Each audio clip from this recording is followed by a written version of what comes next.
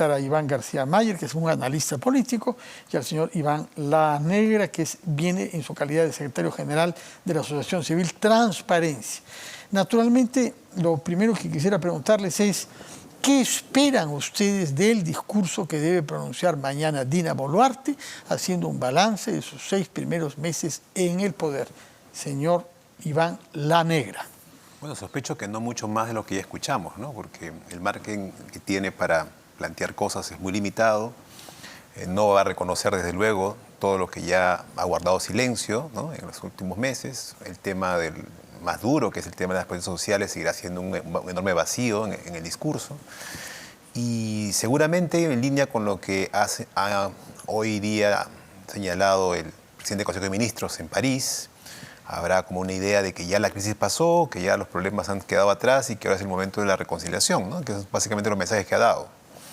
Pero desde luego es un mensaje que pues, servirá para un pequeño grupo, que es el que aprueba a la presidenta del gobierno, pero para la gran mayoría será un mensaje completamente ajeno a la realidad que enfrenta. Señor Iván García Mayer. Fernando, buenas noches, gracias por la invitación.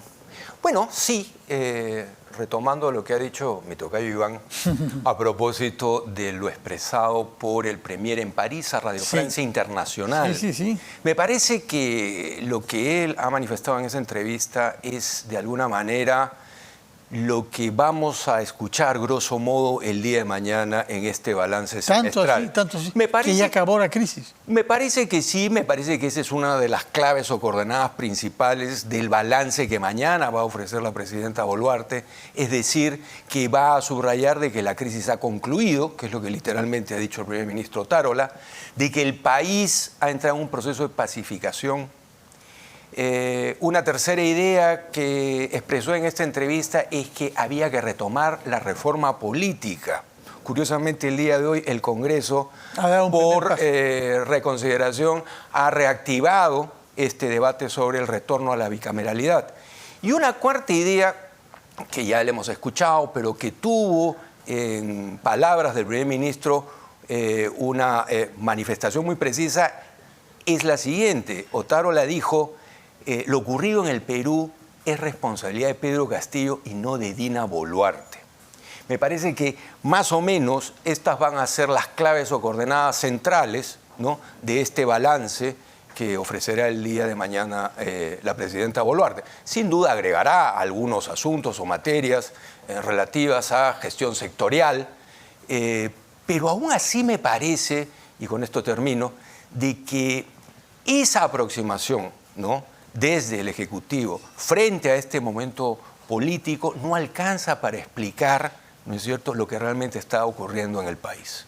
Y lo que algunas encuestas muestran, ¿no?, que la tasa de aprobación de Dina Boluarte tal cual baja. Además de que la inversión privada, pese a lo que ha dicho el primer ministro en Europa, no llega. Y que las tasas de crecimiento se anuncian. Sí, la proyección del PBI es a la baja otra vez. Baja. Bueno, el señor García Mayer ha hablado sobre anuncios sectoriales que se pueden hacer. De su perspectiva, ¿cuáles cree usted que podrían ser importantes? Porque más allá de estas explicaciones sobre la crisis, etcétera, necesitamos tener una visión de país. Necesitamos transmitir a la población que hay un rumbo y que hay un piloto que sabe hasta dónde está conduciendo nuestro barco, ¿no? Claro, podría dar algunas ideas sobre lo que puede ocurrir con mucha probabilidad, pero sería muy pesimista, ¿no? Digamos, quisiera más bien decir qué cosa debería tener un discurso, ¿no? Por ejemplo, hay un elemento que tiene que ver con la posición del gobierno frente a la democracia, ¿no? Creo que su posición en estos meses ha sido muy complaciente, por decirlo menos, con acciones del Congreso que han debilitado instituciones claves. ¿Cuáles acciones? Defensoría del Pueblo, que ha sido designada una persona sin el perfil idóneo adecuado. La reciente ley que se ha dado, que ha desintegrado un elemento importante del sistema de defensa jurídica del Estado. Procuraduría, ¿no? La Procuraduría. Acaba de enviar al Congreso un proyecto para debilitar la capacidad del gobierno para enfrentar la minería ilegal y podríamos continuar, ¿no? Digamos, la ley de prescripción. SUNEDU, ¿no? La ley de prescripción respecto de que puede favorecer la impunidad en una serie de casos penales muy serios, incluyendo temas de corrupción. O sea, SUNEDU. Podemos poner una Todo lista. Comenzó con la SUNEDU, ¿no? Podemos poner una lista larguísima de temas y sobre eso uno esperaría que hubiera, digamos, una respuesta política, ¿no? Porque es un tema tremendo. La segunda dimensión tiene que ver con problemas concretos. El tema de lo de la salud ha sido de un nivel de incompetencia tremendo. Creo que ya no hay otra palabra. O sea, la situación del dengue... Está corriendo sus firmas en el Congreso para censurar a la ministra de Salud. De una manera tardía, cuando ha habido una serie de cuestiones que se han manejado muy mal. Hemos tenido un problema muy serio que no hemos hecho una evaluación, que es la reacción ante el ciclón Yaku. Pero ya se viene un niño global.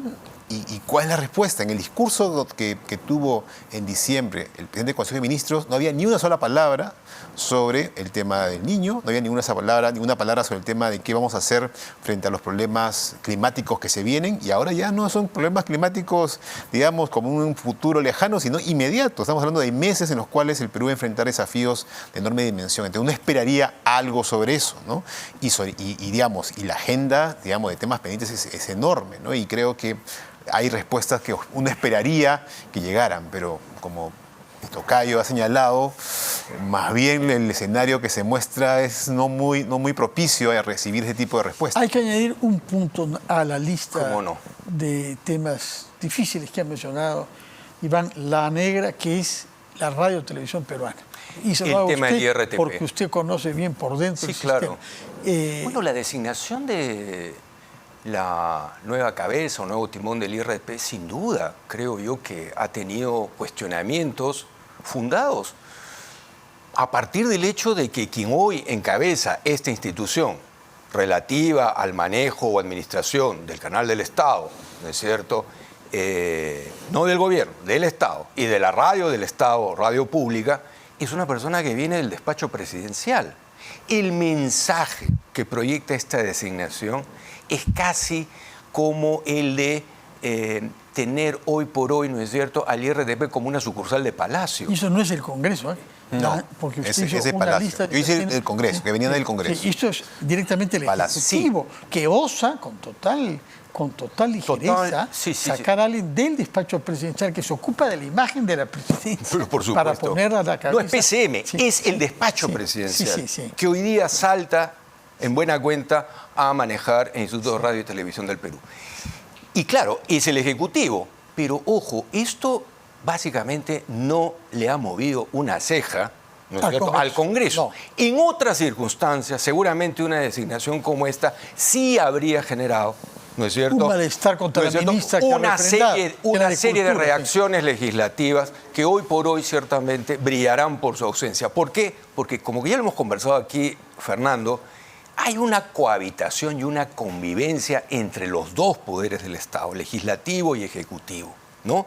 Y esta cohabitación o convivencia obviamente tiene como norte, ¿no?, el llegar al 2026. Estamos seguros de eso porque Seguro lo no, último que hizo el Ejecutivo, pero es lo que desean. y es lo que han dicho, es presentar hasta 2 proyectos de ley para adelantar las elecciones, que ha sido rechazado en el Congreso, pero el Ejecutivo no ha declarado nunca que había variado su punto de vista. Bueno, es que eso además fue un producto de una presión, recordarás, porque inicialmente inclusive la presidenta Sí. no dijo nada, más bien mencionó el Hasta el 2026 como... Luego cambió y luego propuso cambió y elección. luego no hubo ninguna acción real política para presionar al Congreso para efectivamente avanzar con esa agenda. Y más bien lo que ha habido es, bueno, una vez que han pasado los temas, digamos, más duros, decir, bueno, ya no más, es un tema del Congreso, ya, bueno, seguiremos. Lo dice Otárola incluso en la entrevista a Radio Francia Internacional, cuando el entrevistador le pregunta, bueno, ¿qué pasa con el tema electoral?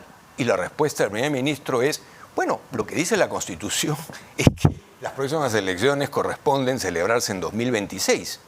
Y si no ha ocurrido antes es porque el tema quedó bloqueado en el Congreso. Y bueno, hemos quedado a la expectativa de lo que finalmente resuelva el Parlamento. Desde julio, que hay una legislatura nueva, en el Congreso, en principio, debe regresar con este tema, tal y como lo prometió el presidente de la Comisión de Constitución, Guerra García, ¿no? Pero bueno, los votos son los que finalmente mandan, y tenerlos suficientes para poder aprobar un adelanto me parece en estos momentos que no es viable, ¿no? Lo más probable es que eso no ocurra. Ahora, por otro lado tienes el tema de la bicameralidad, ¿no? Sí. que se aprueba donde se consiguen votos, pero si uno mira la situación política, ¿qué imagen le queda al ciudadano, ¿no? Es decir, hay una, digamos, una falta de atención a temas urgentes, inmediatos, como el anteelecciones dice, no hay posibilidades por una serie de razones, pero para hacer una cosa como la modificación de la Constitución en un tema mucho más complejo, al parecer sí. Y la razón es, mira, tenemos diputados y senadores y eso va a permitir que los actuales parlamentarios puedan postular esos puestos en la próxima elección. Bueno, En otras palabras, solo para rematar esto que ha señalado Iván, hay una relación dentro de esta cohabitación o convivencia política entre estos dos poderes que se basa en un principio transaccional, casi un contrato de permuta que se hace día a día al andar entre estos dos poderes.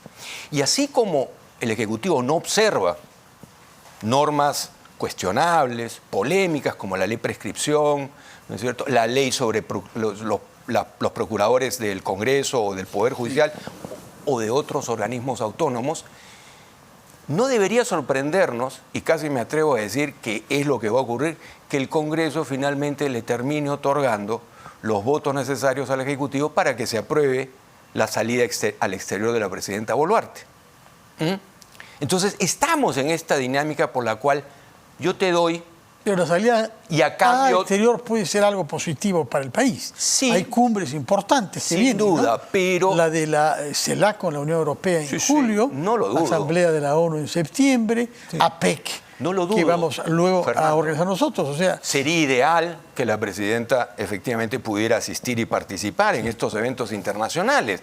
Pero lo cierto es que la única manera en que la presidenta quede habilitada para hacerlo es a través de una reforma constitucional y no a través de la modificación de la ley orgánica del Poder Ejecutivo. Eso es lo que está en Sí, cuestión sí. hoy día. Sí. procedimientos. Inclusive, mira, si están discutiendo el tema de la bicameralidad, que es otra reforma de la Constitución y mucho más compleja, podrían hacer una discusión en esta legislatura y aprobar la siguiente en agosto. Y eso no demora mucho tiempo. A veces uno se pregunta por qué ni siquiera hay la voluntad de hacer las cosas bien, ¿no? O sea, hacer las formas de una manera correcta, ¿no? Iván La Negra, Iván García Mayer, en fin, creo que nos algo más alentado de lo que comenzó esta conversación, pero escucharemos mañana a las 2 del día y los invitaremos para ver en qué se avanza y que han quedado algunas preguntas, como lo de los partidos, como el hecho de que la señora Boluarte no cuente con un partido, que es una Bueno, particularidad ese es un que ya gran habíamos tema. visto antes con Vizcarra también, pero acá el tema se hace sentir mucho más fuertemente. Y Sí, también pues. quería hablar con usted la próxima vez sobre los organismos electorales. Están bajo ataque. Y que están bajo ataque. Y que es un tema muy preocupante. Muy preocupante. Y una última Por cuestión, favor. solamente para poner en perspectiva esto que hemos conversado y que obviamente no agota el tema. Hay 3 años por delante de aquí Sí, al 2026. sí, es bastante. 3 años. Y, digamos, desde la teoría de la relatividad, estos 3 años en el Perú pueden equivaler a 40 o 50, ¿no es cierto? En países de Europa o en los Estados Unidos. Bueno, muchas Así gracias. que, Primera vez que entrevisto a 2 Ivanes juntos, ninguno de los cuales ha revelado ser terrible, como el más célebre de los Ivanes. Muchas gracias por su presencia. Muy buenas noches. Vamos a hacer una pausa, después de la cual